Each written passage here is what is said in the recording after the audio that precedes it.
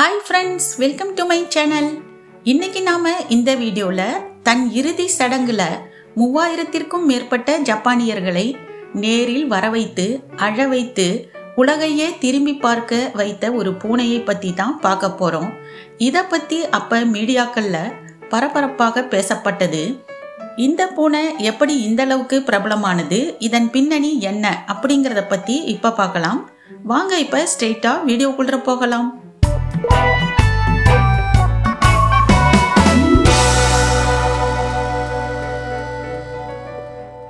மேற்கு ஜப்பான்ல வகாயாமாங்கிற ஒரு ஊர் இருக்கு. அங்க கிஷி அப்படிங்கிற ஒரு ரயில்வே ஸ்டேஷன் இருக்குது. இந்த ஊர்ல பிறந்த ஒரு கேலிகோ பெண் பூனை வேறு பூனைகளுடன் கிஷிங்கிற இந்த ரயில்வே ஸ்டேஷனை சுத்தி திரிஞ்சுக்கிட்டே இருக்குமா. கேலிகோ பூனை அப்படின்னா 3 கலர் கொண்ட பூனை, அதாவது கருப்பு, ஆரஞ்சு, வெள்ளை என்கிற காம்பினேஷன்ல அந்த பூனை இருக்கும். இது பிறந்த நாள் 29 ஏப்ரல் 1999. இதன் பெயர் டாமா. அந்த காலகட்டத்தில் கிஷிங்கிற இந்த ரயில்வே ஸ்டேஷன் பயணிகள் அதிகம் இல்லாம வெறிச்சோடி போய் காத்து வாங்கிட்டு இருந்துச்சாம். இந்த பூனை அங்கு வரும் சில பயணிகள் போடுற உணவை சாப்பிட்டுட்டு வாழ்ந்துட்டு இருந்துச்சாம். மேலும் இது அவ்வப்போது அங்குள்ள ரயில்வே ஆபீஸுக்கு போகுமாம். அப்ப அங்கிருந்த ஒர்க்கர்ஸும் இதுக்கு உணவு போடுவாங்களாம்.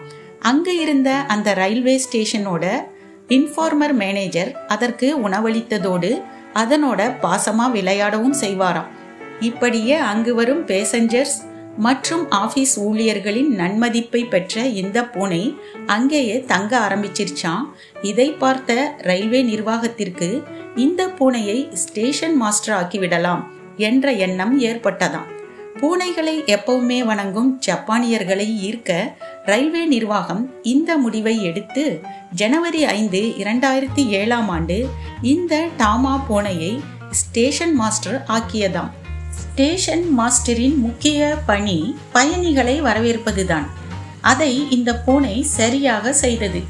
இந்த அழகிய பூனை ஸ்டேஷன் மாஸ்டரை பார்க்க மக்கள் கூட்டம் அலைமோதியது.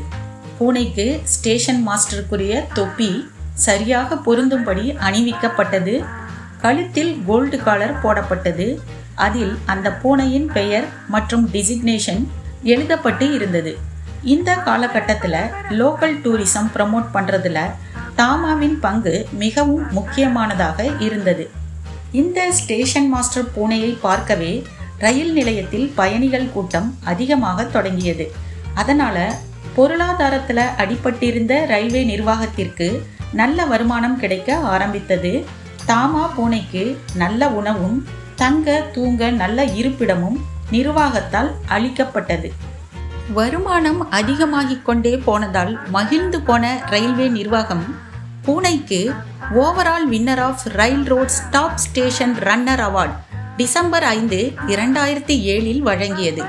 மேலும் ஜனவரி 5, 2008 நடைபெற்ற ஒரு ரயில்வே கம்பெனி விழாவில் டாமாவிற்கு சூப்பர் ஸ்டேஷன் மேனேஜர் அப்படிங்கிற ப்ரொமோஷன் அதன் கம்பெனி பிரசிடென்ட்னால வழங்கப்பட்டது. 300க்கும் மேற்பட்ட ரயில்வே ஊழியர்கள் இந்த ஃபங்க்ஷன்ல கலந்துக்கிட்டாங்க. மேலும் இந்த பூனை ரயில்வே நிர்வாகத்திடம் இருந்து பல பட்டங்களை பெற்றுக்கொண்டு இருந்தது. 28 அக்டோபர் 2008 டாமாவிற்கு வகாயாமா ஆஃப் நைட் என்ற டைட்டில் கொடுக்கப்பட்டது.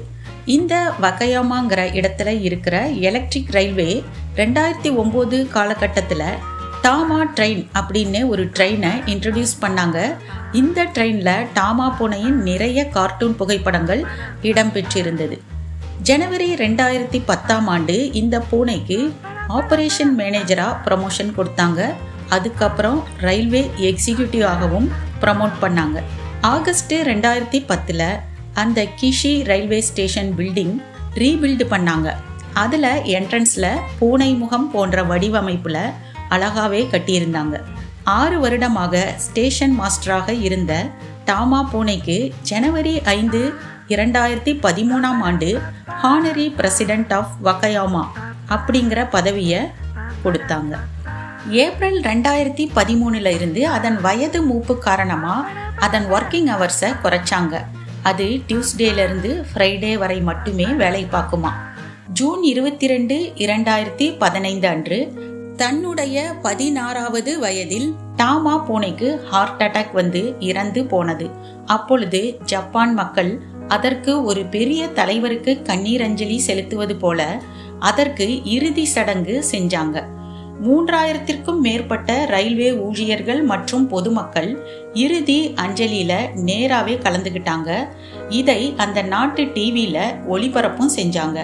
ஊடகங்களும் செய்தியா வெளியிட்டாங்க. என்ன வியூவர்ஸ், ஒரு பூனையா பிறந்து புகழின் உச்சிக்கு சென்று மறைந்த இந்த டாமா பூனையை பத்தி உங்கள் கருத்துக்களை கமெண்ட் பாக்ஸ்ல சொல்லுங்க.